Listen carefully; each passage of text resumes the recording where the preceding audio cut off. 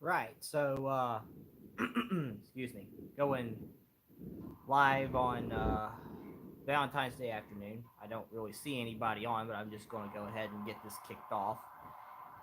I'll make the live stream available later, and that way, if anyone watches and wants to go back and see what I discussed, they can. But I don't have anything going on tonight, so I'm just going to run some model trains and try to have some good time. So, first off, let's talk about what's right in front of me. Hey, Kyle, thanks for joining.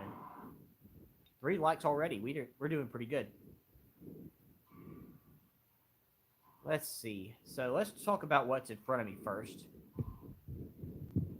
We have right here a Fox Valley HO scale GP60B Santa Fe number 345. Hopefully, it box. But this was a Christmas present, and it was purchased directly off of Fox Valley's main site. They don't have a very large selection, but they do have some model trains still for sale at discounted prices. This is DCC compatible. It does not have a decoder in it yet, but that will be a future project.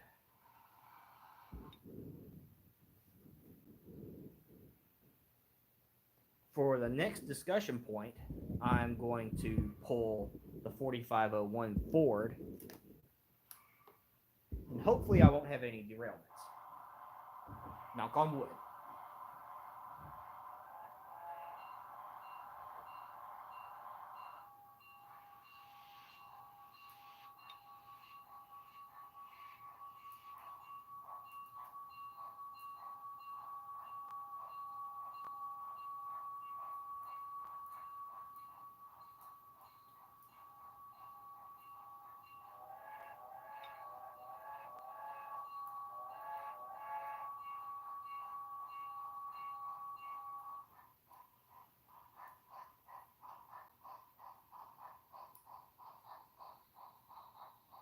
This is my Broadway Limited Southern Railway 4501. I got it for Christmas several years ago, and it's one of my favorite steam engines I have.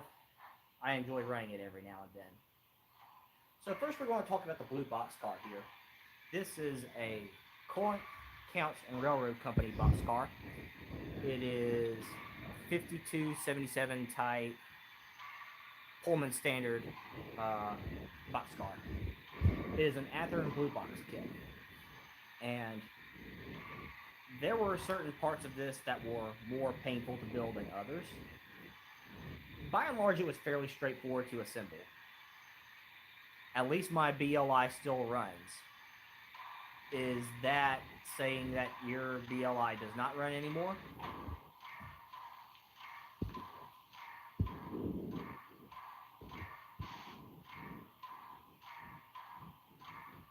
I hope it still runs. That 614 was a fine engine.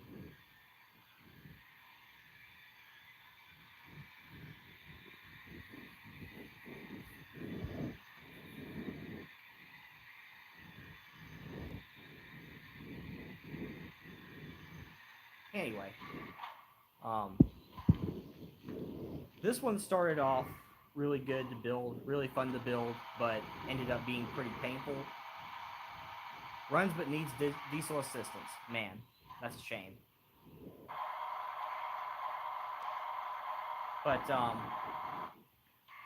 everything was going well so far up until um, I got the how do I say this? I had gotten the trucks on this boxcar, everything screwed on, but it still wobbled around quite a bit. And I got a little bit greedy, tried to tighten them up some more, but the screw sheared off. So I had to get some help from a friend, but we were able to get it fixed. I know some people commented. Let me go back and see what we got. Let me see. All messages.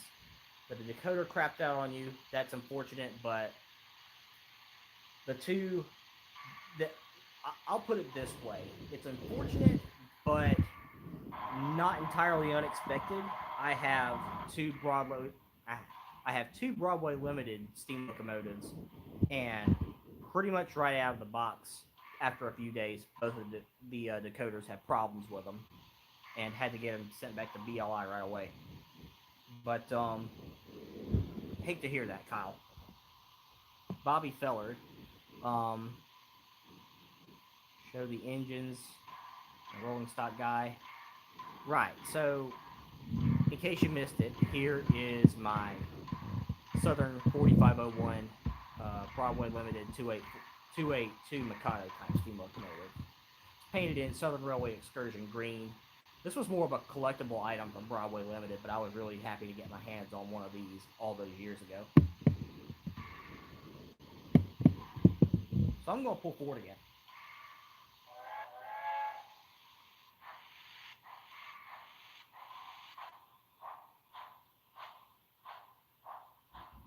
I'm going to angle the camera a bit more. So, a while back, uh, I forget when I did it, but it was um, after. It might have been right before Christmas. I forget right off, but I used one of my Scale Trains coupons from the open house that I won, the $25 one, to go towards these three 5277 Pullman Standard boxcars. And we have Apalachicola Northern, Greenville Northern, and Texas Mexican Railway represented. I wanted to pick up these three in particular because I have seen, I have filmed Apalachicola Northern and Texas Mexican Railway boxcars um, in the past, although they had been purchased by leasing companies and were just rolling around, faded, graffitied, and all that stuff. But figured I'd purchase them, as well as a Greenville and Northern, since Scale Train / Exact Rail was offering these, and knowing the connection I have with Scott Lister and having seen his Greenville and Northern Railroad in S scale, uh, Greenville and Northern is one of those things I just have to snag. So that's pretty much that as far as these three go. I'm still going to pull forward. I'm going to run the 4501 around.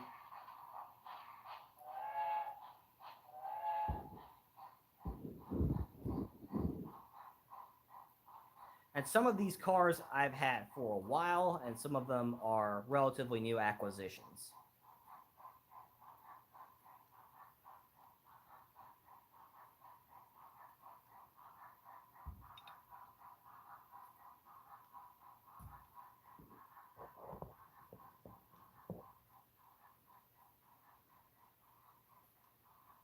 Hey Caleb, how's it going? Long time no see.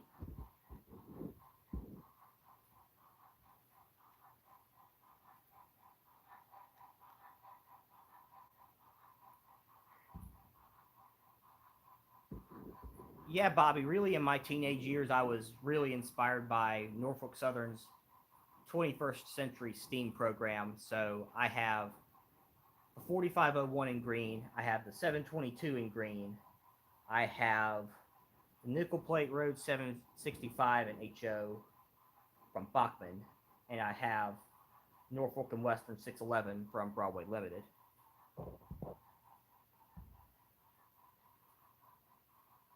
Sweet, going to the pickets. Get some good shots.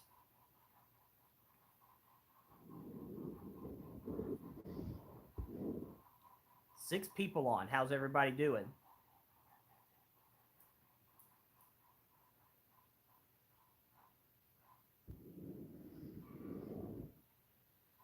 Okay, so I have the 4501 parked.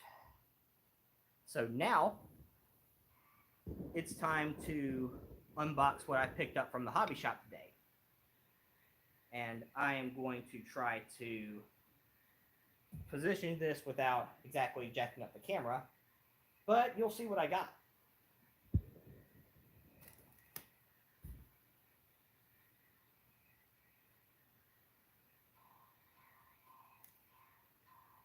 The hobby shop had two of these. One was DCC sound, and the other was DCC sound compatible without a decoder. I got the decoderless one, and this is more of. I've started to develop a preference for ESU Loc sound decoders. So my plan is to just buy 90s ish, 2000s ish diesel locomotives and eventually upgrade them to ESU Loc sound if they don't have those decoders equipped. Atherns usually come with uh, tsunami sound, and I don't really have anything against those decoders, but I just have developed a preference for ESU Loc sound.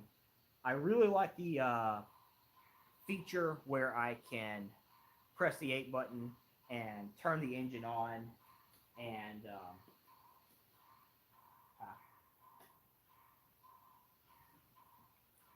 hear it start up at the push of a button. Sorry. I popped some popcorn right before this, and just remember it was sitting over here, and the sweet tooth in me couldn't resist, so I had to get a piece of popcorn right quick. So, without further ado, I'm going to unbox this thing, and hopefully I won't break anything in the process.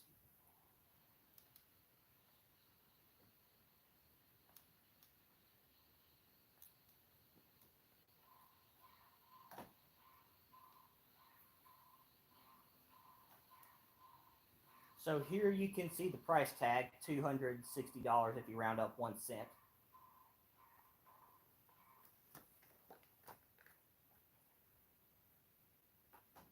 And YN2 is my favorite CSX paint scheme, but this is my first YN2 engine so far.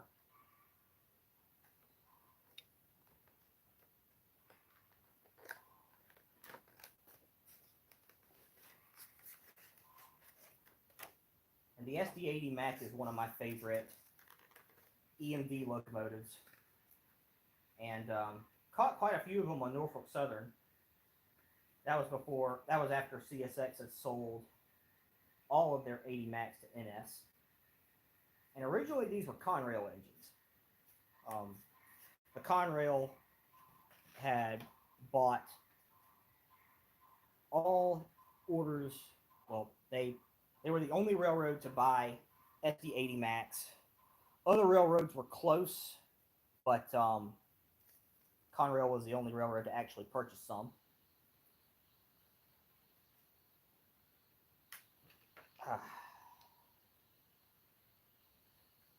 It's a big engine. Let me see here. Let me make sure. Oop. Oh yeah, that's right. We'll power down the railroad right quick because since this is DC and this primarily runs DCC, I'm a little bit finicky about stuff like that. So I'm going to power the railroad down right quick, and I'm going to put it on the rails so we can ooh and ah at it for a bit.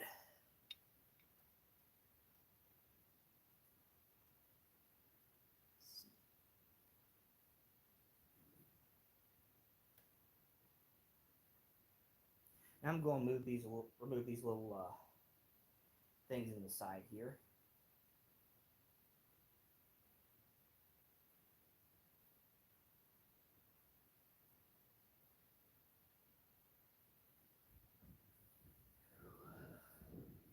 This is a good looking engine right here.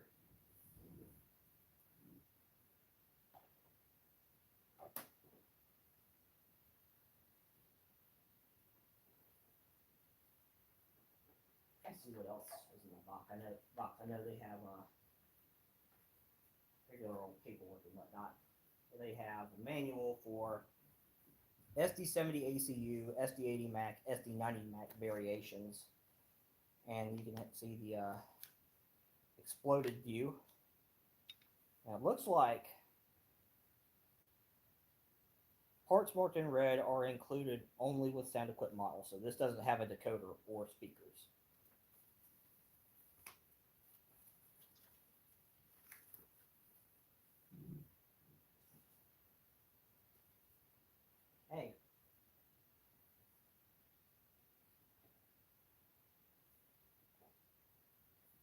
All right, let me get back over here and read some comments.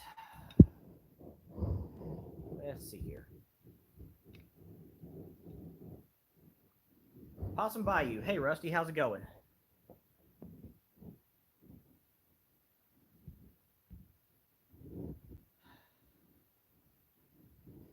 Questionable for the Mobile train show right now. It's not a Chessie unit. Oh, well. One of these days, I might get a Chessie unit, man. One of these days. Right.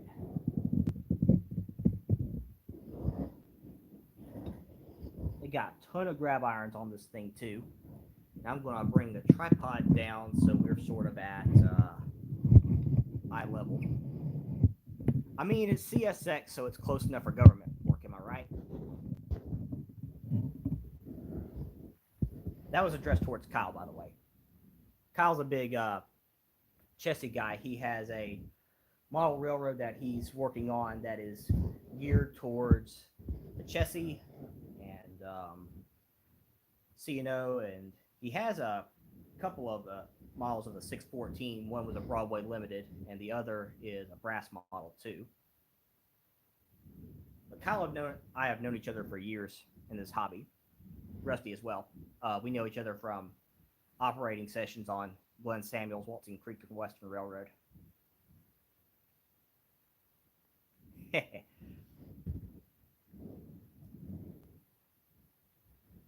Oh man.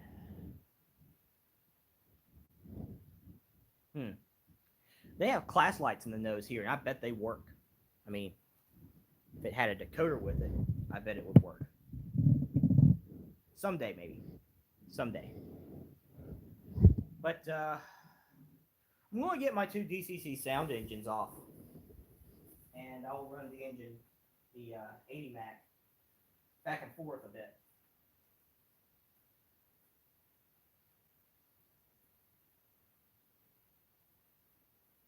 Okay, good.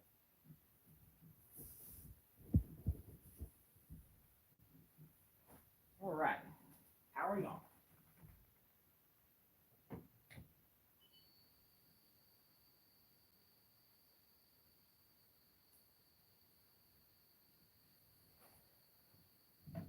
So right now, ooh, you can actually see the class lights a little bit. It's more 3, 614, 1 BLI, and 2 key imports. Awesome. Oh yeah, Kyle's big into that, the Chessie. But let's see how I want to do this. So the good news is the headlights, class lights, and ditch lights all work on this model. But trick here is I want to present it in such a way that you all can see it. Let's see. Go reverse it a bit. Or it's just going forward.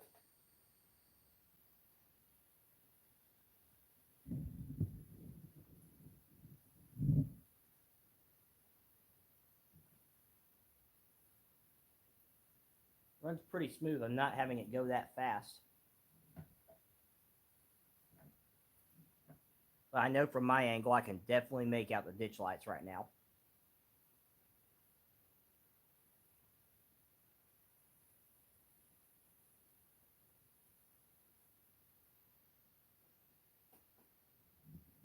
All right, so I'm going to throw the switch couple up to that freight train and go run some more trains.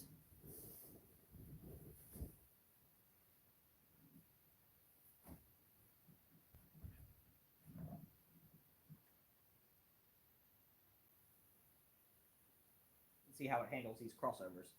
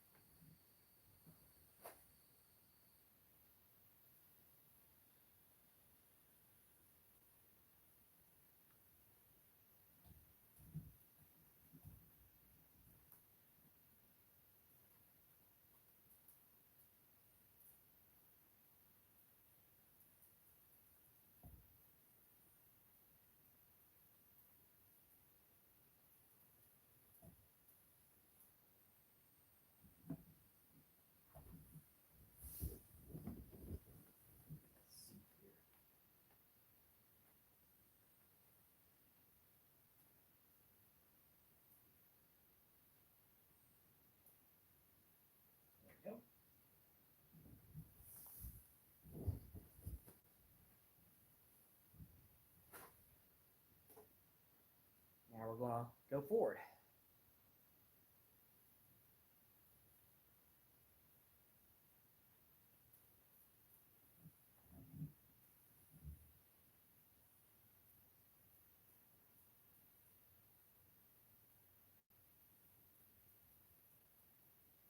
And there are 13 cars on this train right now. And that's Norfolk Southern you're hearing in the background.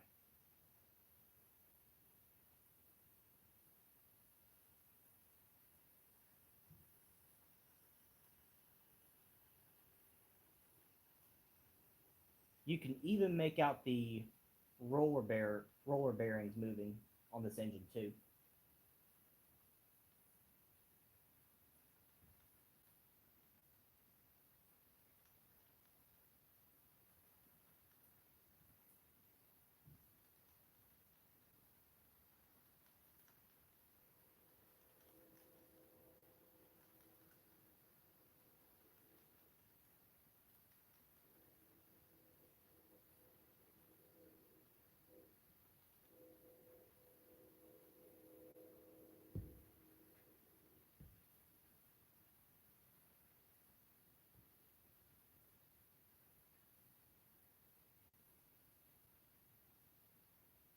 I'm probably less than a mile as the crow flies from the Memphis East District on Norfolk Southern.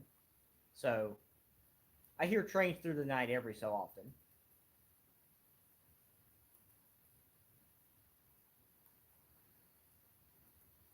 Yeah, I've been meaning to experiment with a lot of these other model companies. I know Aurora has a couple of items that I'm interested in, but haven't really looked into Tangent all that much. So that's somebody I'm going to start looking into one of these days.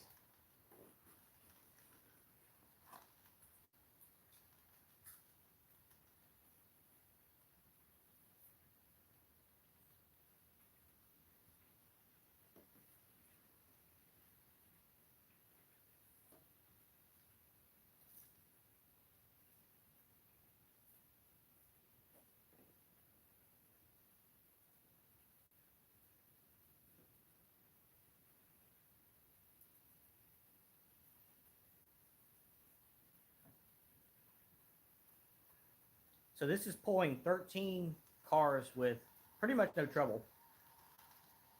The SD80 Max were known for their high horsepower.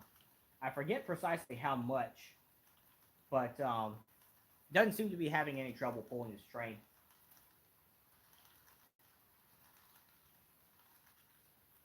I'm going to eventually bump it up to full throttle just for the heck of it to see what it's got. What the heck? Hmm. Is something derailed? Museum quality. I'm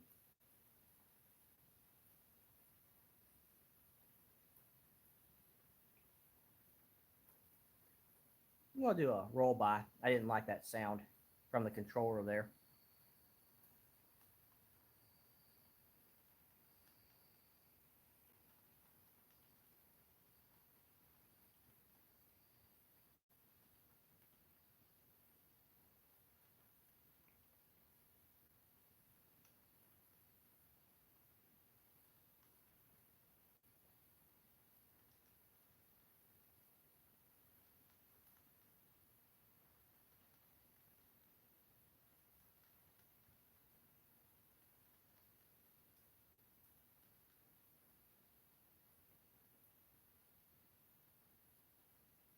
I didn't see anything wrong. Did y'all? Looked like everything was on the rails.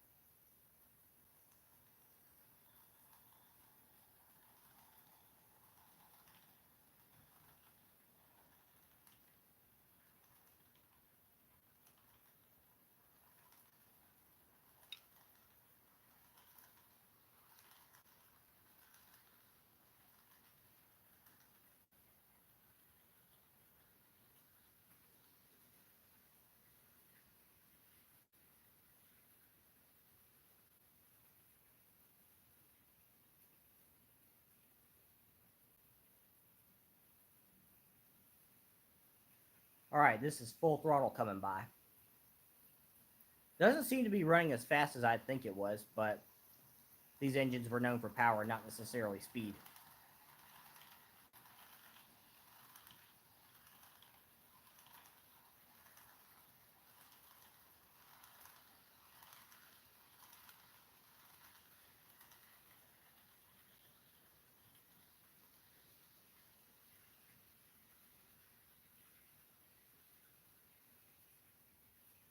I'm going to ease it on down a bit.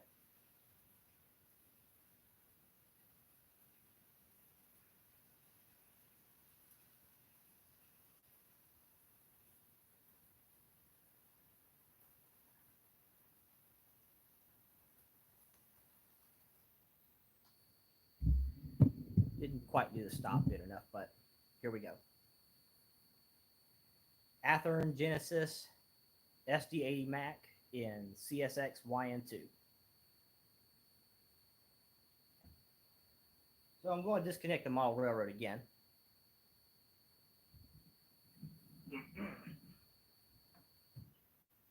So this is not the only CSX engine I have. I have, excuse me, this YN3-9 here. This is one I've had for well over 15 years, I would say. I think I got this when I was like 13 or 14 years old. And I'm 28 now, so it's been around a while. It's kind of a good gauge for how far Athearn has come in model railroading in general. This only has the front headlights and the rear headlights that work. And you compare it to the SD80 Mac, and it's got headlights, ditch lights, class lights on both ends of the locomotive working. And very detailed roller bearing caps and whatnot. But it is kind of a good gauge to show how far this hobby has come. Yeah. Let me see. Harold, yeah, I like the YN2 paint scheme myself. It is my favorite CSX paint scheme, but unfortunately, it's not going to be around much longer at the rate CSX is building their AC44s, and they just pulled all their Dash 8s out of storage. I'm going to put the 9016 on the rails, and I'm going to flip around the 801. I'm going to couple it to the intermodal train, because I feel like this intermodal train I have looks like something you would see on CSX in the 90s and the 2000s. And I'm going to lift this engine.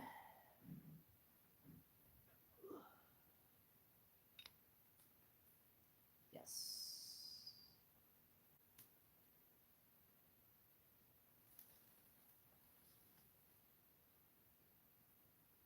Okay. I'm going to rotate the camera.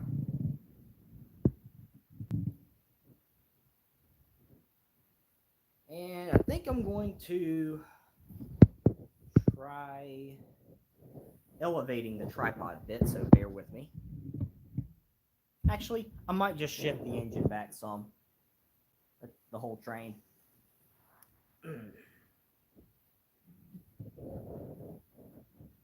Kind of hides the Dash 9 back there, but I've been thinking about this ever since I kind of made up my mind I was going to buy this engine.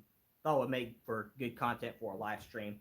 And I might do this in the future if I pick up another engine or something like that later on down the road.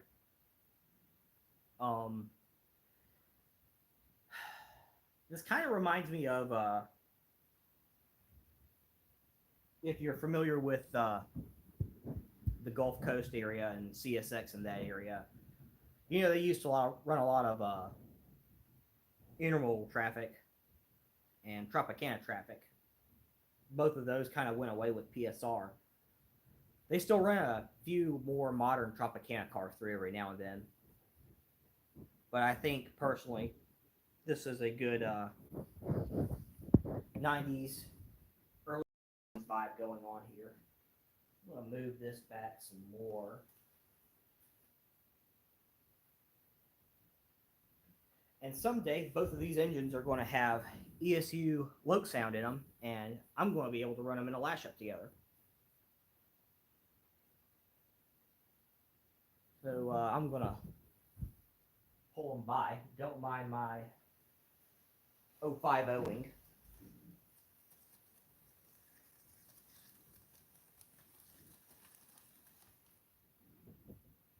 I really like this 80 Mac pickup I have. It's one of my favorite EMVs. Now it's very sad to see NS get rid of all of them.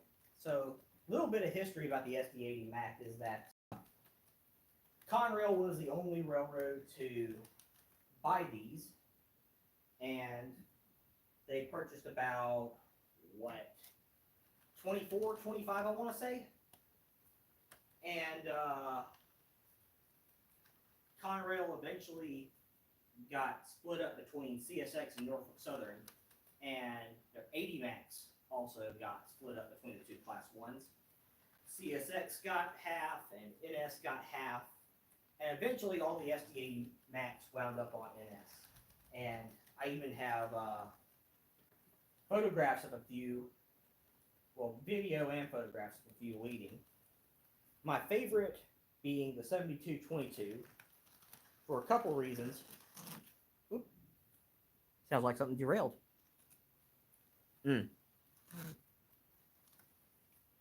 don't know. Anyway. It sounds like something's really dragging here. Not sure what it could be.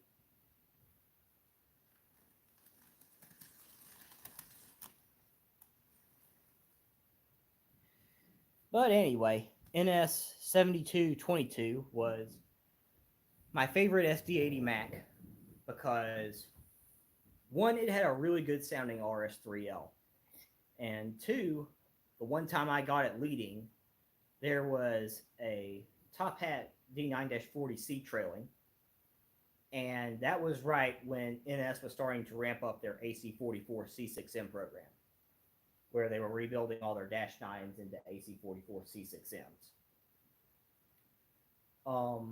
What else? Yeah, I actually have a short of that train on my channel. And personally, I kind of think it was a bit underrated because I got 3 trains on the day I got that 180 Mac leading, and they all had ex-Conrail leaders with RS3Ls, so I thought that was pretty cool. But unfortunately, you can't see that these days, which is why I'm glad I have my videos to look back on.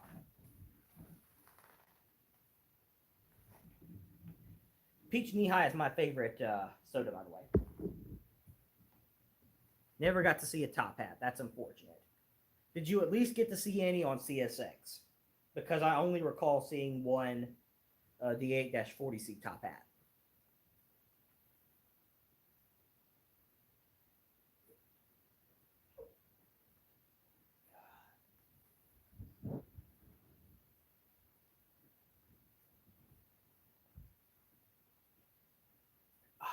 Good stuff.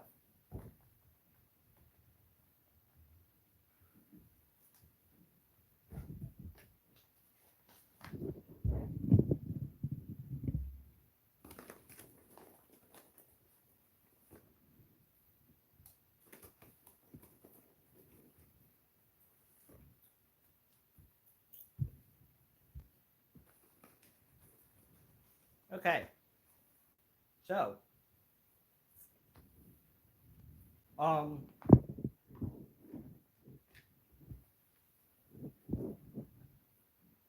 that was all the discussion points out of the way. I think I'm gonna look the Dash 8, Dash 9, excuse me. And I think I'm gonna let this the 80 Mac pull this intermodal train I have here.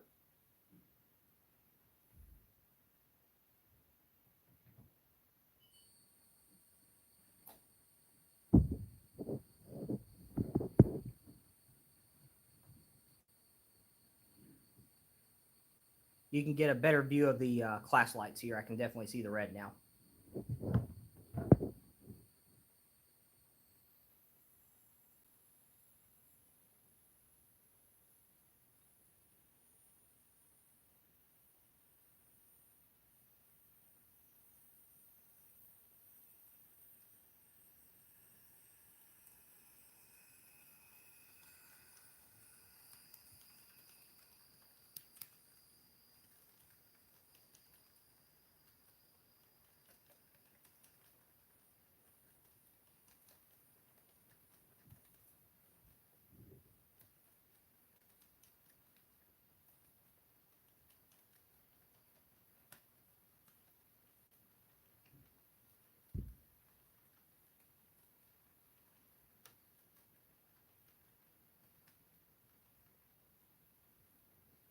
So on this intermodal train, I have one Tropicana reefer car, 5 auto rack cars, and one intermodal car that's really a 5-well car set. So here comes the train.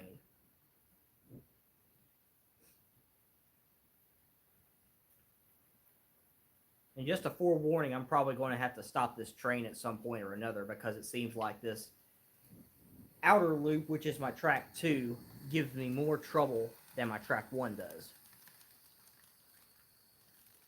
It seems like I have a lot of stuff that uncouples and derails and whatnot.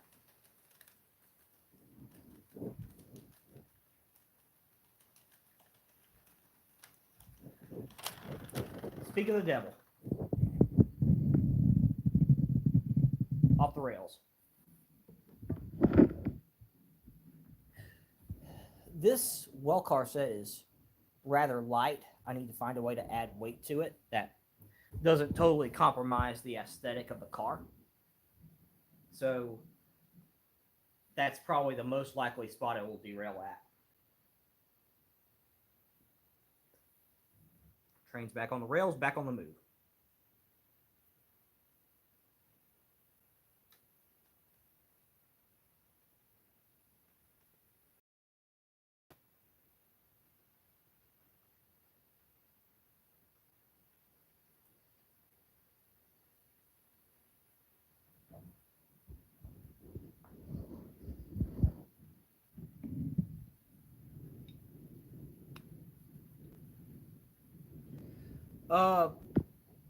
The well kits are Athearn Blue Box.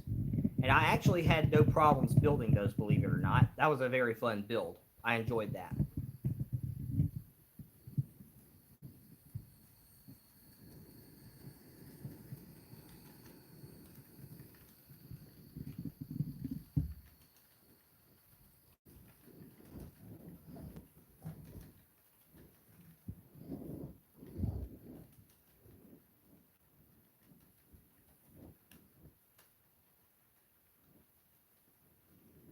It wanted to catch that switch, but it didn't this time. Yeah, that's the only car that has graffiti on it. I didn't add that on there. I purchased it as is. Personally, I prefer to have my cars not have graffiti, but I do know how to add decals. I just don't know how to remove them. But if I get so ambitious, I might add decals onto some of my freight cars one of these days.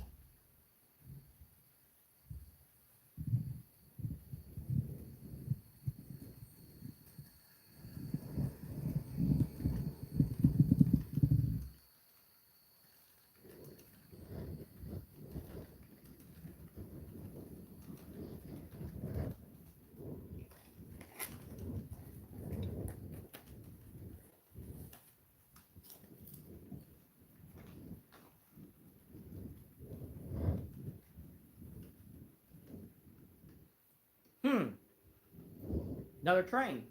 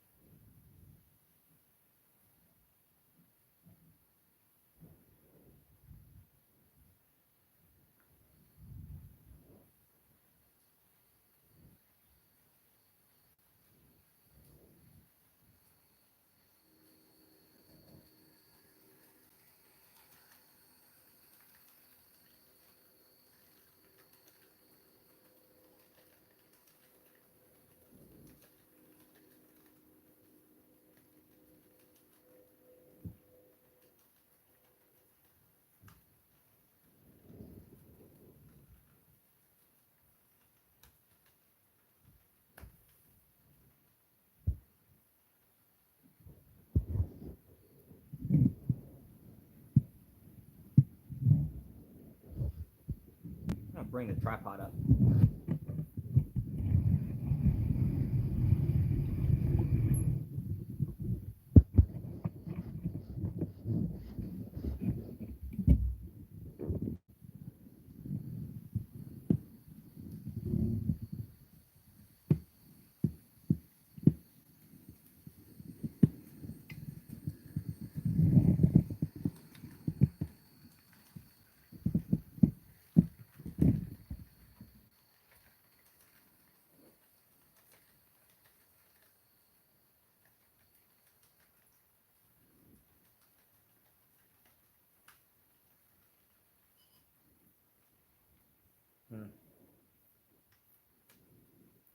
I don't know what the heck's getting this thing, but it seems like something is. I'm just going to power it down for a little bit. It seems like it's running a little bit slower now for some reason. Maybe it just needs some rest. I don't know.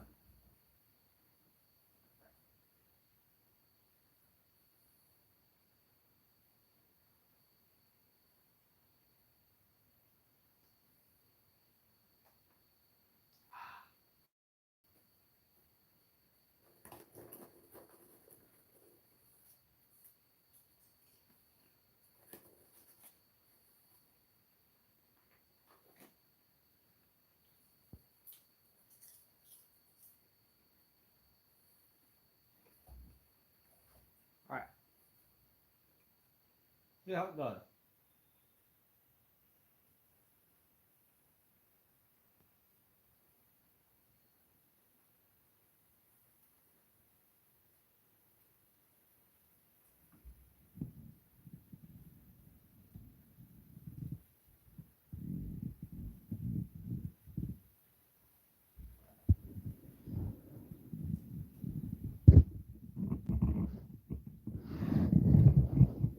Bring the camera down a little bit.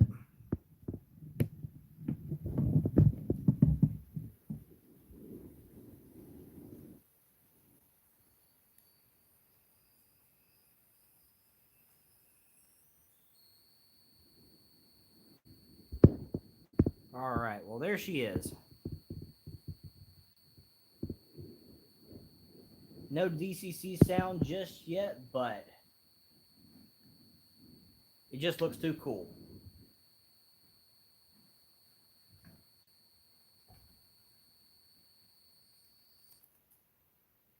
Man, this puts out some heat.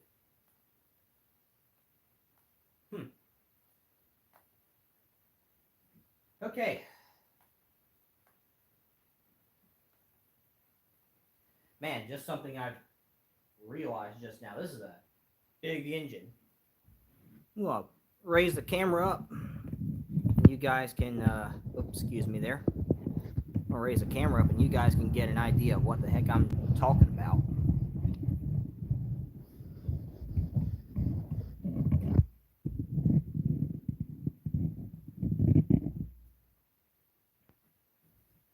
Pardon my progress.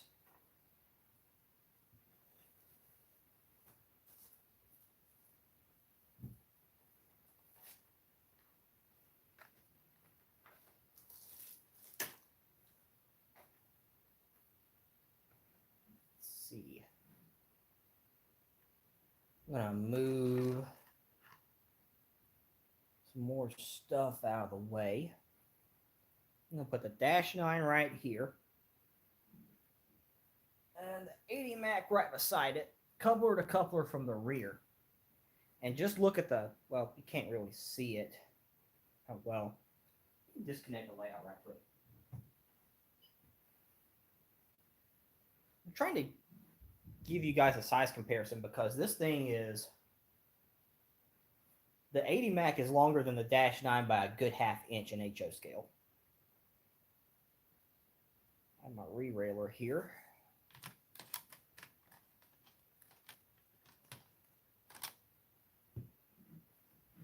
Bear with me, guys.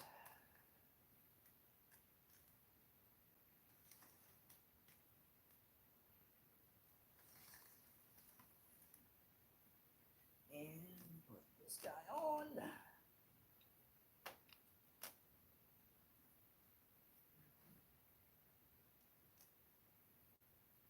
Yeah. Okay. Fairly even coupler to coupler.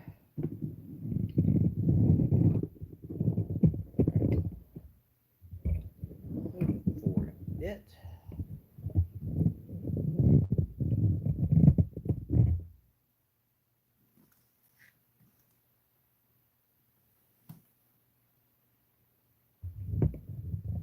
And just look at how much longer the 80 Mac is compared to the Dash 9.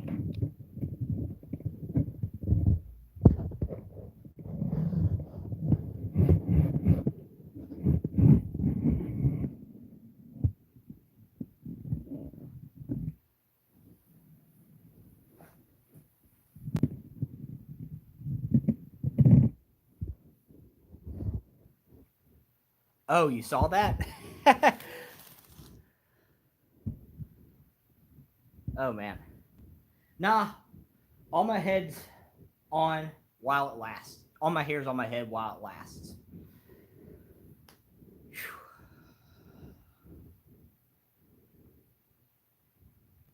All right, well, I like what I have. Can't wait to put a decoder in it someday.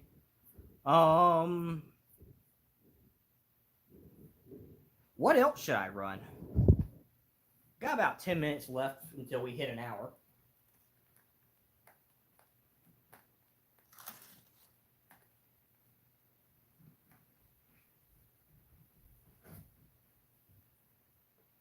Oh yeah, I can't remember.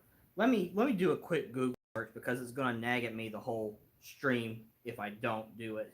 Let's see, SD80 Mac.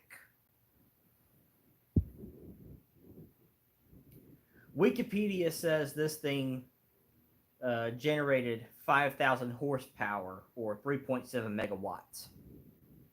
So this has a good 600 horsepower on your, a good 5 to 600 horsepower on your modern diesel locomotives today. But these were really cool engines. It's a darn shame they were all scrapped, that none of them were preserved.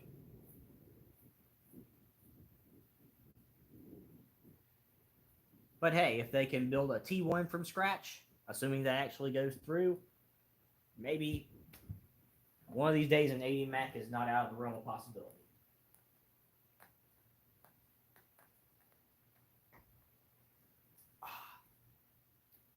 All right.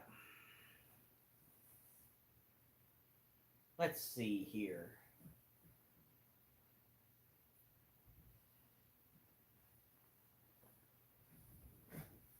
I have these two over here. I have my 4501 and my NS GP60 behind all those cars. I've got my Santa Fe's in the box because here lately they've been having some speed matching work been done on them, and it's not quite finished yet. But let me see. I ran the 765 and the 611 yesterday, and they don't appear to be working very well.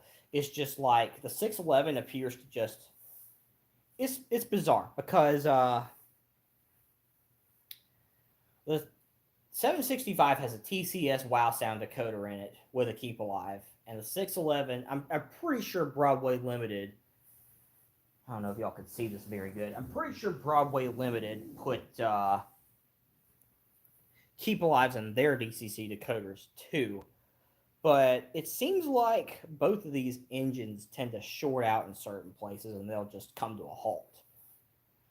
So I'm not sure what the deal is there. I could run the 722 or the 1355 up there in the top left corner. My Santa Fe's and my Spirit of Union Pacific are in their boxes over there. Got a little 060 switcher up here, and this thing drives me up the wall too because 060s are typically switchers, but look at this coupler right here. If it'll focus, yeah, look at this coupler. It's molded into the pilot here, so you can't couple to anything. Not a very productive switch engine, if you ask me. But I've always thought of 3D printing something that would allow me to put a coupler on the front of that engine so I could actually use it. But right now, it's not doing much for me. But that's pretty much the rest of my Steam roster right there.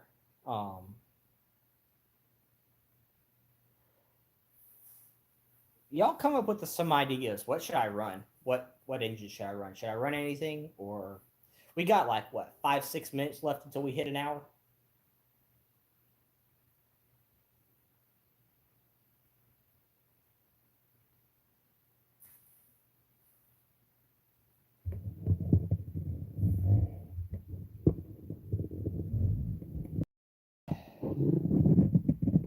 I might run my GP60 since it's DCC sound.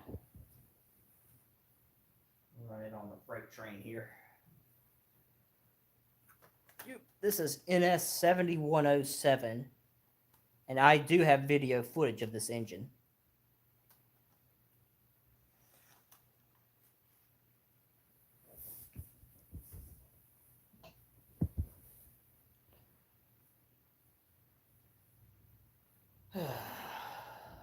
My face may or may not have gotten in the video, but it's whatever. Yeah. This thing don't want to go down.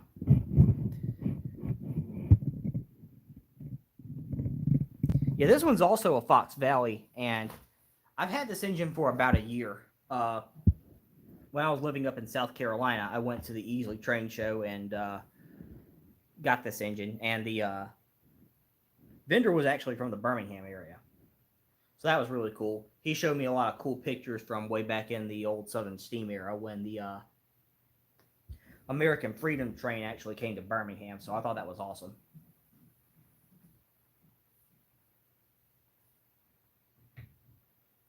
All right. So this engine is equipped with an ESU low sound decoder. It is a Fox Valley. So I'm going to key in the address and power it on. So for ESU low sound decoders, the 8 button starts the engine up. So that's what I'll do. I'll press the 8 button.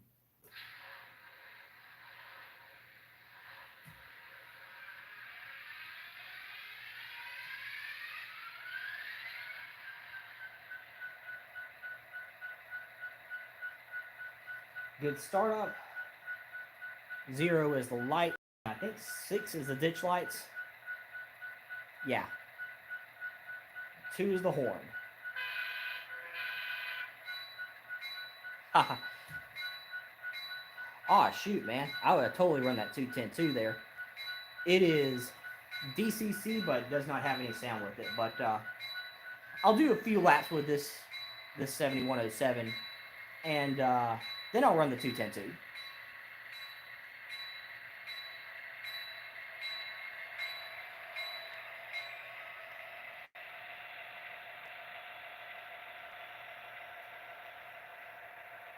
The GP60 was the last EMD. This was the last 4-axle that EMD produced. And I used to see a few they keep these on the regular down in Toccoa, Georgia, to run on P47 and P45. And I used to always try to catch those engines if I can, if I was up there, especially on Fridays. Yeah, I wish they kept those. They kept a few GP60s over here. That'd be really cool to see.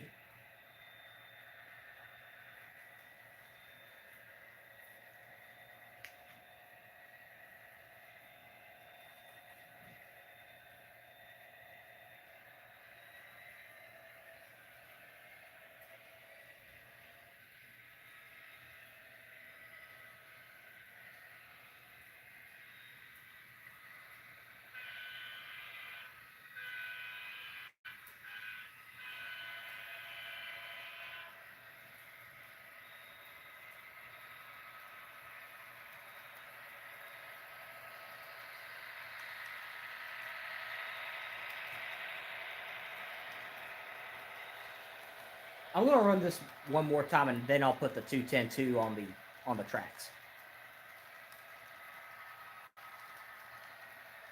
Kyle, since you requested it, do you want to pull the freight train or the intermodal train?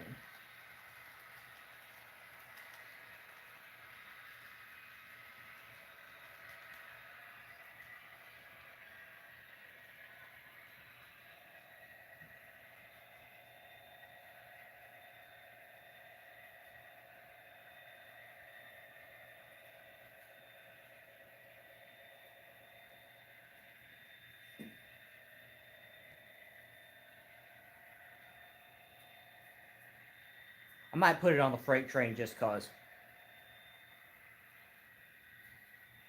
Okay, freight train it is then.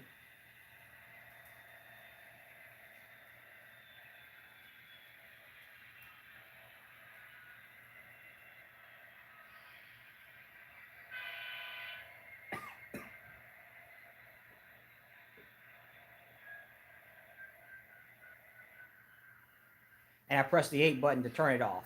So for tsunami decoders and pretty much any other decoder, they turn on right as soon as you put the train on the tracks.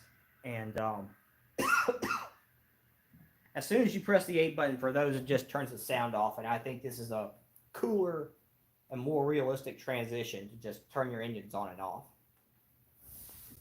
Okay. Off with the GP60. And on with the 210-2. I have not run this thing in years, so we want to see if this actually runs.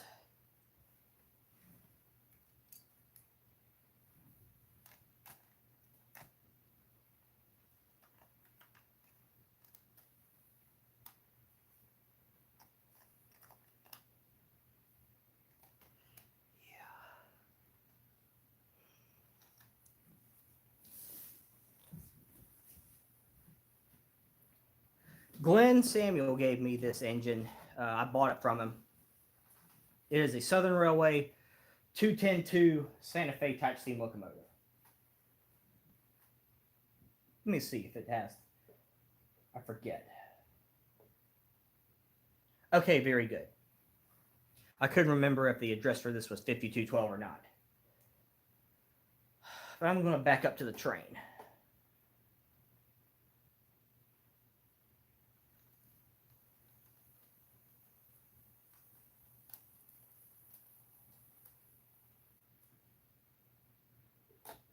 Let me see if it'll couple up.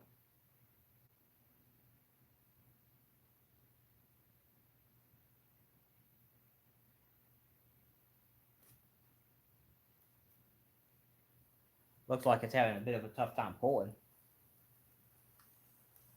Yeah, I never got any MTH.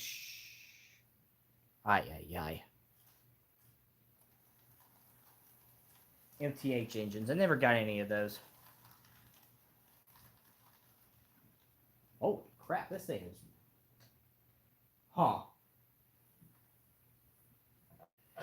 The rear three actually, drivers went off the rails and the thing started slipping. Wow. Oh, more than that went off the rails apparently. Okay, maybe not so tied up to the locomotive then. Probably not the best place to re-rail it.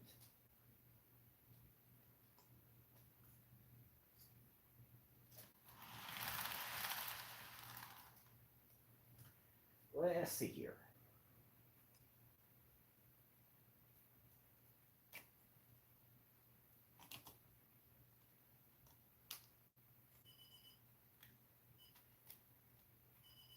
Yeah. Okay. I'm going to run it forward without the train just to see how it handles.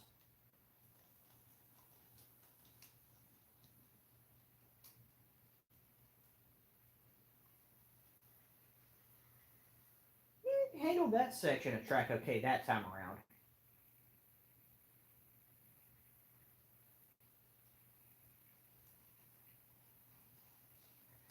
This isn't the smoothest running engine, but Glenn was willing to part with it, so I took it.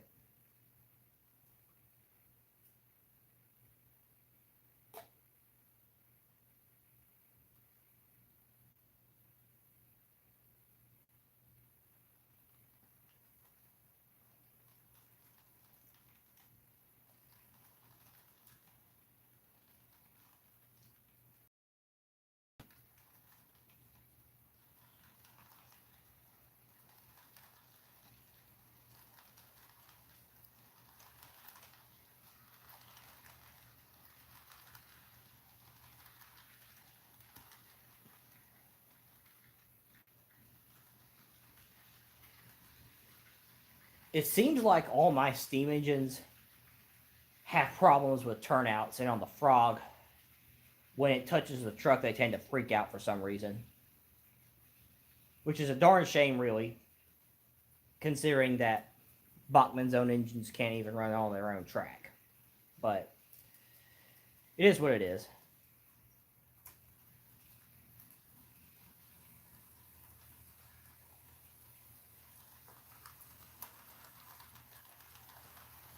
It's doing okay so far. Amp up the speed, that way it has a little bit more momentum with it.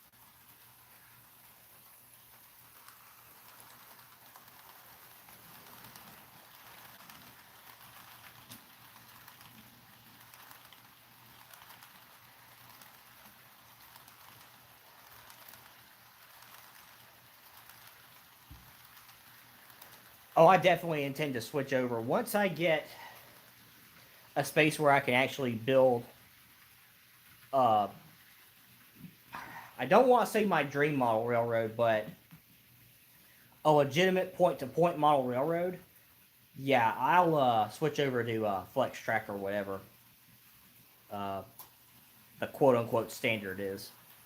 Because I know Easy Track is kind of a royal pain for some folks, but it's easy to work with, especially in smaller settings. I think it's appropriate.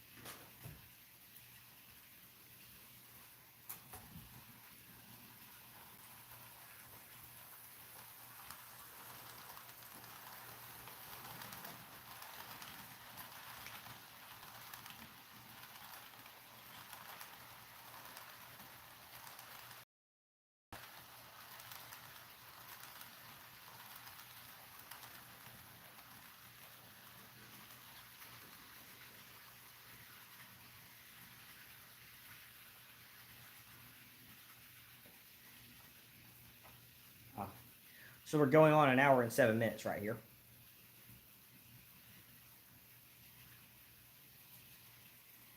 Yeah, that's one thing about Atlas Code 100 is that for stuff like that, you really have to plan ahead with how you layer.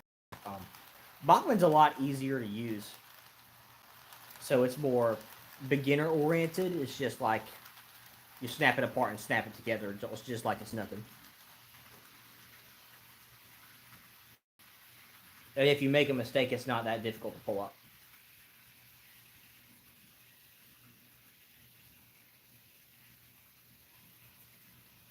Yeah, it seems to be running pretty good.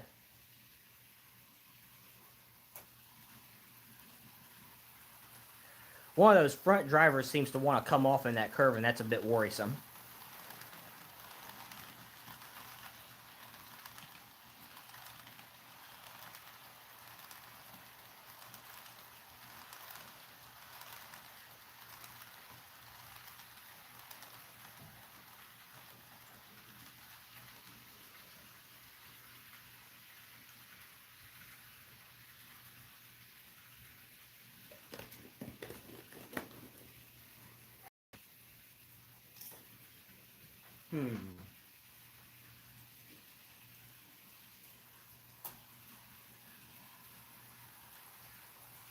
Yeah, if you hear that little click there, that's the re-rail or catching something.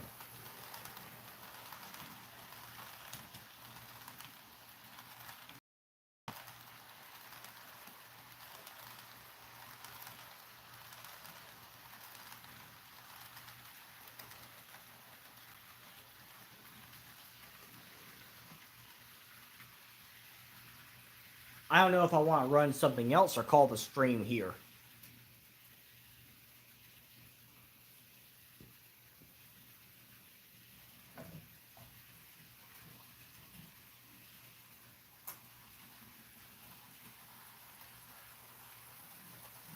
But it's been a fun little session. I might do more of these in the future. Especially once I add on to my track bore, and I'll try to have some operations going.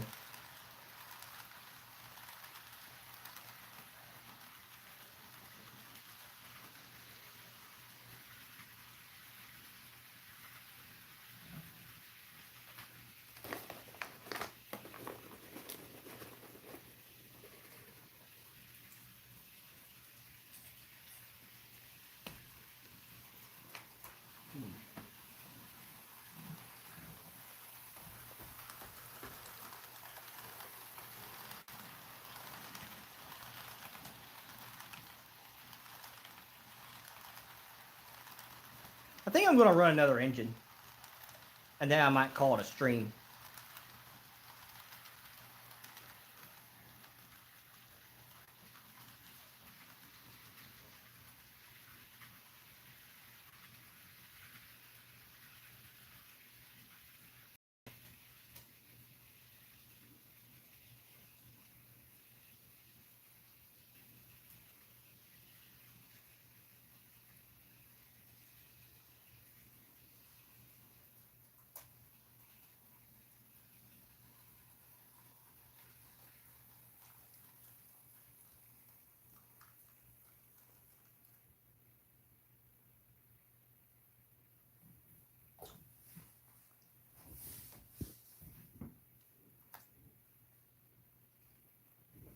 Hold on a second.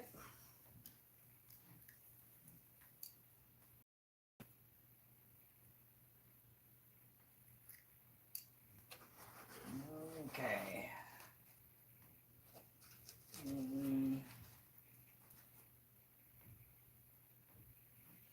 think I'm going to run this guy next. This is a 2662 Malay that I got from Scott Lister. It's a Mantua. And it does have DCC and sound. So this one will be a little different.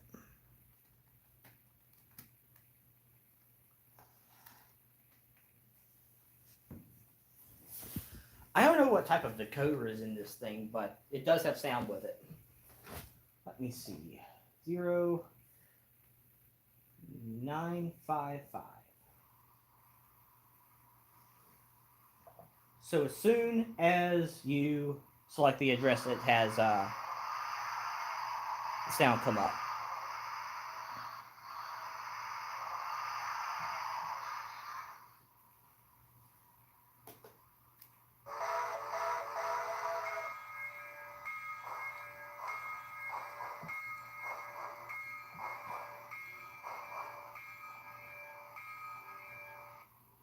Here's a little Western Maryland for you, Kyle.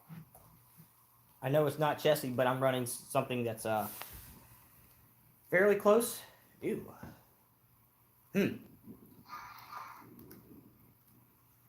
Wow. Y'all can't see it, but the coupler of the engine completely misses the coupler of the boxcar. There is clearance above this box, the coupler of this boxcar here.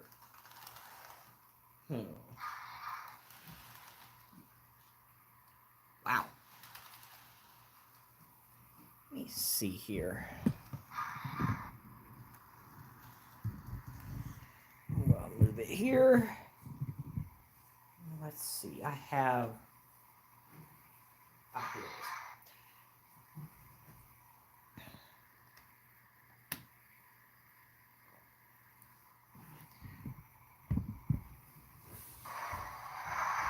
Y'all may or may not be able to see it, but that coupler is pretty high above the, yeah. This coupler is higher than the McHenry thing I have right here. I'm not sure exactly what to call it. No, I haven't looked up under the tender of this thing. I'm a little finicky about wiring and stuff like that. But one of these days, I'll probably get a wild hair and look up under there. Well, so much for having that pull a train. Y'all may or may not have noticed, but there are certain parts of the railroad where it's a bit wavy. And I know for sure, excuse me, if I were to pull something with this, it would uncouple.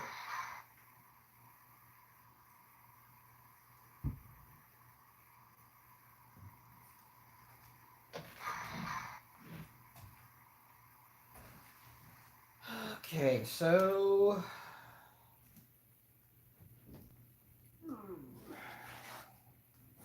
if that's the case, I reckon I'll just run my...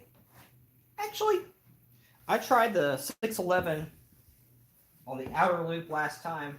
Let me see how it does on the inner loop, because that tends to do a little better.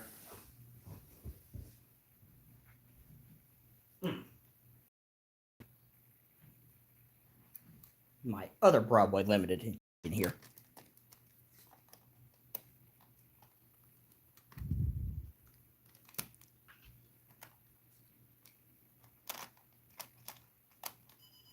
Yeah. It's freaking out because it's detecting the wheel off the rails. So this is my other Broadway Limited engine here.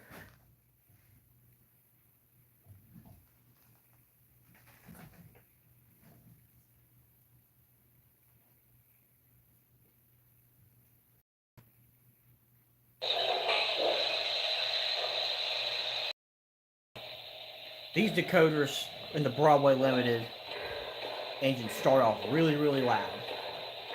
But a way you can turn the volume down is to double tap the 8 button a few times. The most I can do is bring it down about 5 levels before it starts going back up in volume. So let's see how this fares.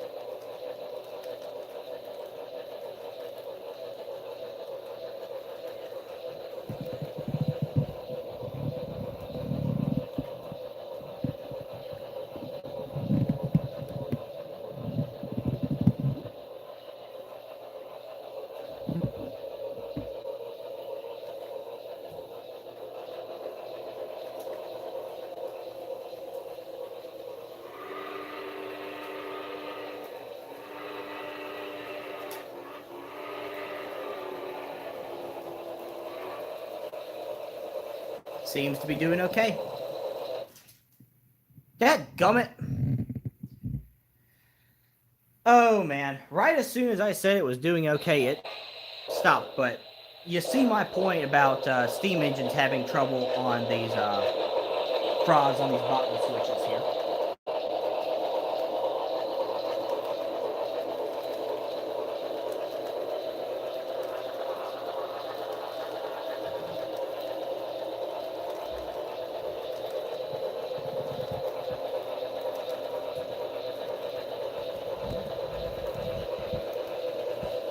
I probably do. Probably. But it's weird because none of my diesels have any trouble on those switches, but my steam engines have been having a lot of trouble here lately. So we'll see how this goes.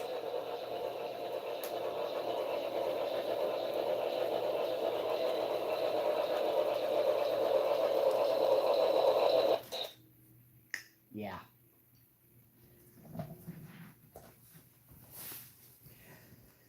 This is like half of the battle with model railroading is troubleshooting. Yeah.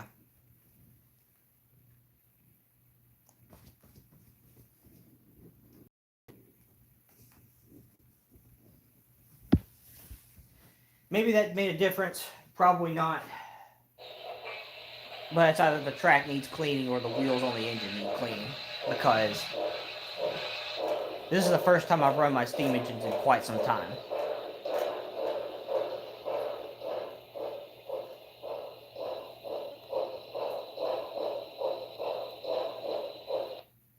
Yeah, right as soon as it hits the frog.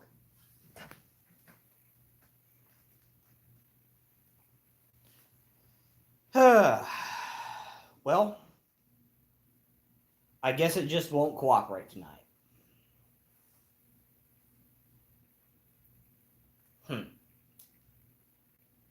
Trying to think of something else to run that I haven't already ran yet.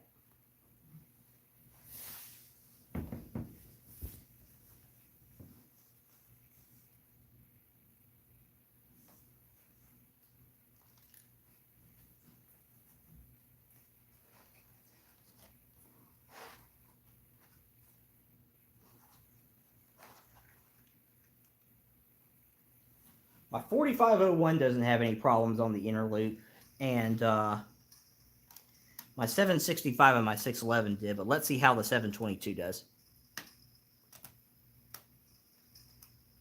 I've had this engine for about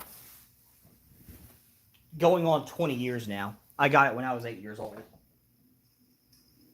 And around that time, I didn't really take care of my stuff, but as soon as I saw this thing, I knew I was going to take care of this. And it's been back and forth from Bachman a few times due to a few issues every now and then, but this has Tsunami sound in it.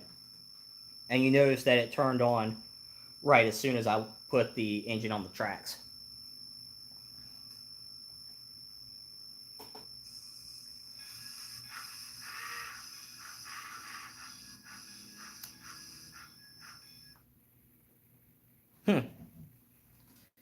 So it's doing it here as this driver, but not now. Interesting. Very finicky. Dude, don't say that. Don't say that.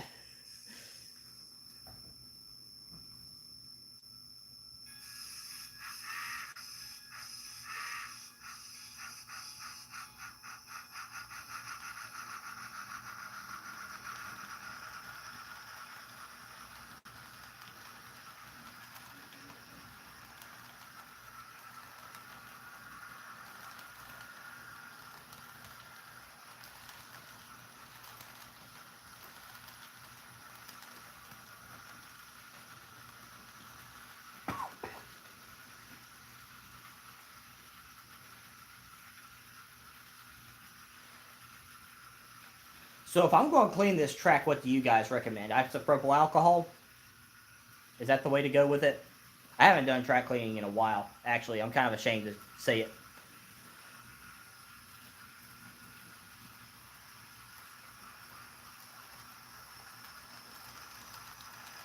No problems.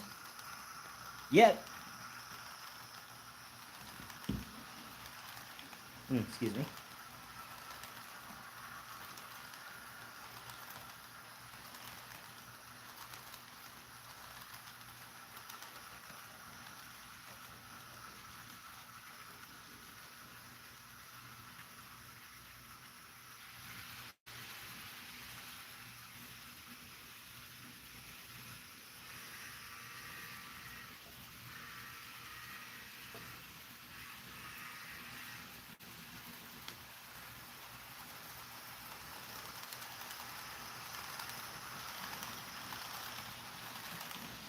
"20-year-old Bachmann Spectrum steam locomotive, and it still runs great."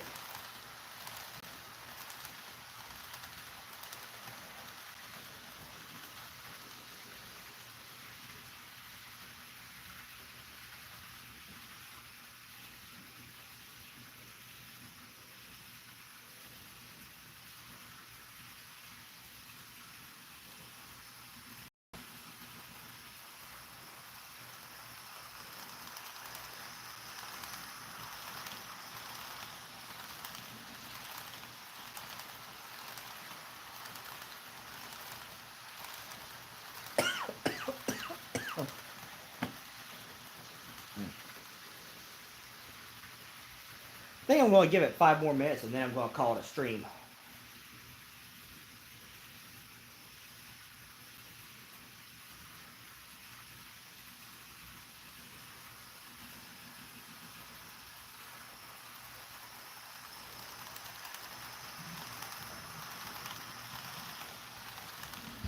I'm going to raise the camera up right quick.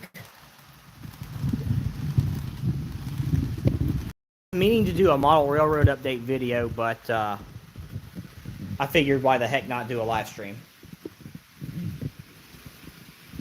Alright, so we see the train going around track 1. Now along the back side of the wall there is going to be a paper mill. And on the left behind the auto racks there, I have 2 tracks. The boxcar, where the boxcars are at, is for storage. And the track behind that is where they get loaded. Now at the other side of the mill, I have a place where wood chip hoppers get unloaded. Now, every now and then I've been adding on to my railroad with Easy Track, and I plan to do something like this. You can see this kind of track plan here. This is going to be a distribution center where the loaded paper gets unloaded, and this is going to be where the wood chips get loaded. So once I get that track added in there, I'll probably start running ops, and I will probably do a live stream, which really, as far as giving updates and stuff like that, I kind of like this format a lot better. I know my last model train long format video did really well. I think the algorithm liked that. But I kind of like these. It's a lot more laid back. And I can have fun running model trains.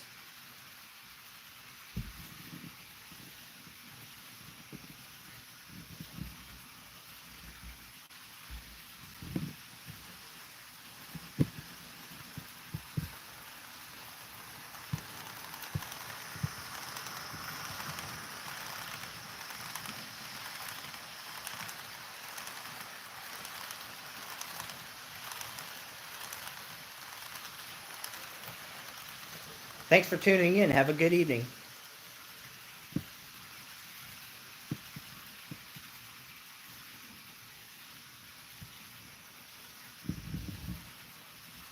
But this outside track is a branch line that connects the double track main to the mill. It kind of goes around the back right here.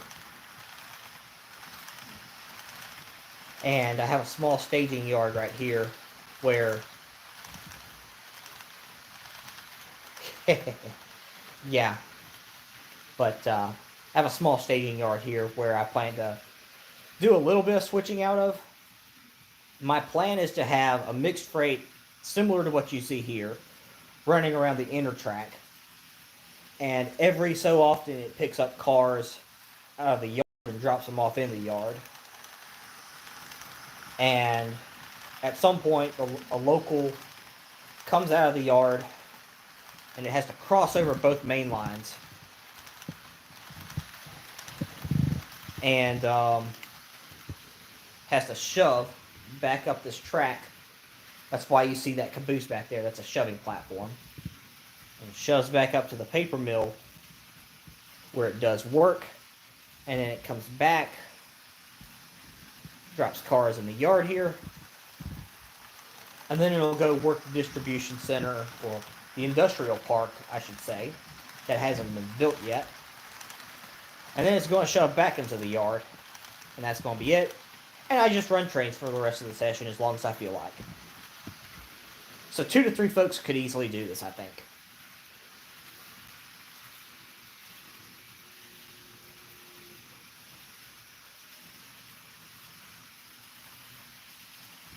I think I'm going to bring this back down to track level.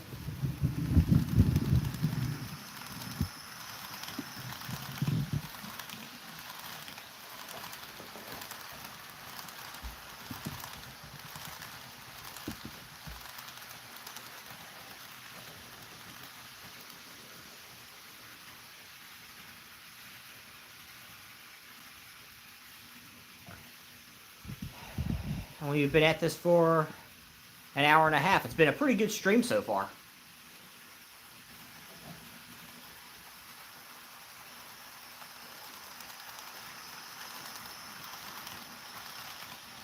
One more loop and I'm going to power it down, I think.